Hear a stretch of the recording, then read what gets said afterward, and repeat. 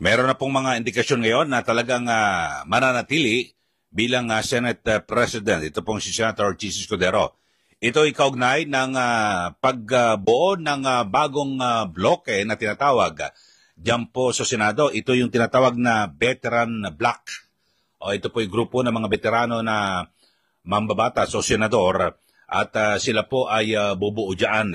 So dahil dyan ay sa aking pananaw, mukhang malabo na makuha ni Senator Tito Soto yung pagiging Senate President. At dahil dyan ay gumawa na sila ng kanila sariling grupo. Ito po ay kinabibilangan ng mga veterano at matagal ng senador. Bukod kay Senator Tito Soto, ito pong si Senator Ping Lacson, si Senator Mig Zubiri, na dating Senate President. So dalawang dating Senate President, Tito Soto at Mig Zubiri. At ito pong si Senator Loren Legarda. So yan po, no? At kasi kung nakuha niya po ang suporta, wala ho yung ganyang veteran block na yan. Ibig sabihin, lumilitaw ho na talagang olatso at hindi po nakuha ni Senator Tito Soto yung suporta ng mayorya. Pakinggan ho natin itong report mula dyan po sa Senado. Ay bagong alyansang binuo sa Senado, hindi pa man nagbubukas ang 20th Congress. Live mula sa Pasig, nangunguna sa balita, si News 5 Senate Correspondent Mean Los Baños. Mean, ano ba itong sinasabing bagong block sa Senado? Tama ka, may nabuong bagong grupo o block sa Senado na kung saan ang mga miyembro ay mga veteran o yung mga datihan ng mga senador. Ayon yan mismo kay Senator Mig Zubiri. Bukod daw sa kanya, ang mga miyembro para tatawag nilang veteran block ay si Senator Loren Legarda at returning senators Tito Soto at Ping Lacson. Jiggy, nauna nang sinabi, diba, ni Senator Zubiri na hindi siya komporme at hindi siya masaya sa kasalukuyang liderato at ang minamanok niya talaga na tumakbo at muling maging Senate President si Senator Tito Soto. Pero, taon ako na rin sa yung na-report na Jiki nung mga nakaraang araw na sinabi nila Senator Joel Villanueva at Senator Alan Cayetano na kung ngayon gagawin yung botohan para sa leader ng Senado, merong mayorya o may sapat na boto sa Senate President Jesus Cordero para manatiling leader ng Senado. Pero ang sabi dyan ni Senator Zubiri, marami pang pwedeng mangyari mula ngayon hanggang sa July 28 yung opening ng 20th Congress. Kayun man, manalo o matalo daw sila, mananatili ang kanilang bloke o itong bagong tatag na bloke nila sa Senado, Jiggy.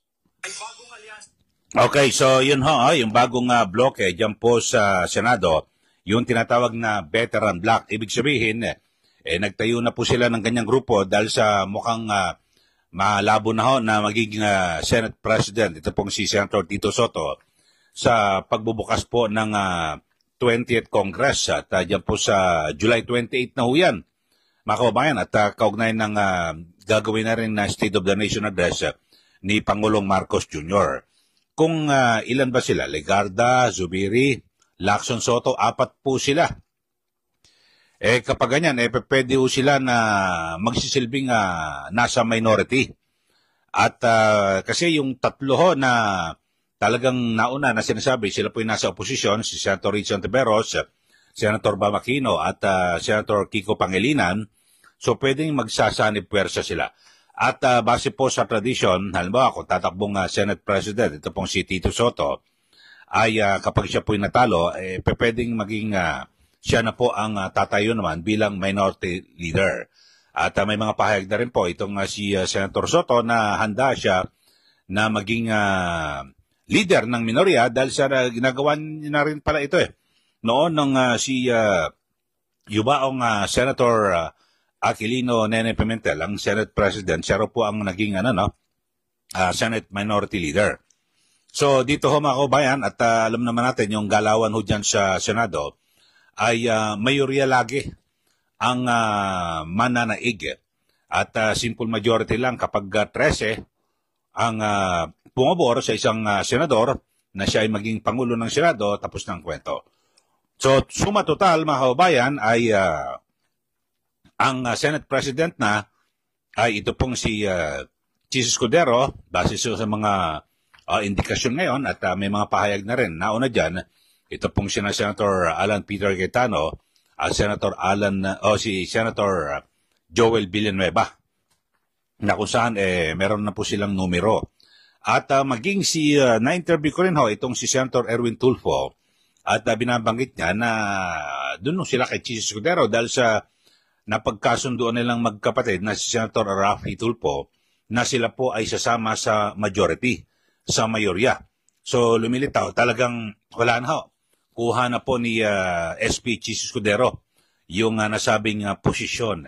Ganyan naman to talaga mga kababayan. At yung sinasabing Duterte Black ay nakuha na rin ni SP Chis Escudero, di ba? Kilala niyo naman yung Duterte Black, Senator Marcoleta, Bongo, De La Rosa, Bato De La Rosa, Robin Padilla. Yung iba, basta iba pang mga grupo, siyempre, pati si Amy Marcos, Villar, yun ho. Kung veteran Black, matik ho, tsapera ho rito yung mga bago. Yan sina Villar, Tulfo, at siguro yung mga Marcoleta, matik na ho. So sila na lang ho ito mga kababayan. At inaasa natin na mas magiging maganda at sabihin natin magiging malusog at masigla yung talakayan dyan po sa Senado. Importante lang ho, siyempre dapat ho manaig yung talagang yung interest po ng taong bayan. So kayo ho mga kababayan, kasi ang mga aligasyon ay di umano maniobra raw ni SP Chis Escudero yung pagpapaantala di umano sa impeachment trial ni VP Sara Duterte. Pero ako naniniwala ko dito kay SP Chis kasi abogado rin ho ito mga kababayan, at matitindi ho ang mga magsasanib pwersa dito po sa mga abogado. Yung veteran Black, parang walang abogado huro doon, ni isa man. Kasi si Senator Lacson, hindi naman abogado, naging general. Si Senator Tito Soto, hindi rin abogado. Si Senator Mig Zubiri, hindi rin abogado.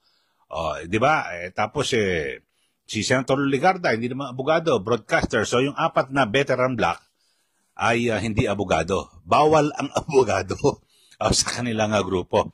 Mga kababayan. Ganyan man, ay siyempre hindi rin matatawaran yung kanilang talino at galing dahil sa marami na sila napatunayan, matagal na rin po sila na naging mambabatas. So dito ho mga kababayan ay abangan natin, siyempre lahat ho ng mga issue dyan sa Senado, laging numbers game po yan, lalo na po dito po sa impeachment trial ni VP Sara Duterte. So yan na po nabanggit ko lang ho na talagang dumadami po ang indikasyon kasi sa mga nauna na-interview si Senator Joel Villanueva, sabi ho nila, kung mag-eleksyon ngayon, panalo na. More than 13. 13 lang ho, pwede na mahigit na sa 13. So pag binilang ko talagang mahigit na ho mga kababayan.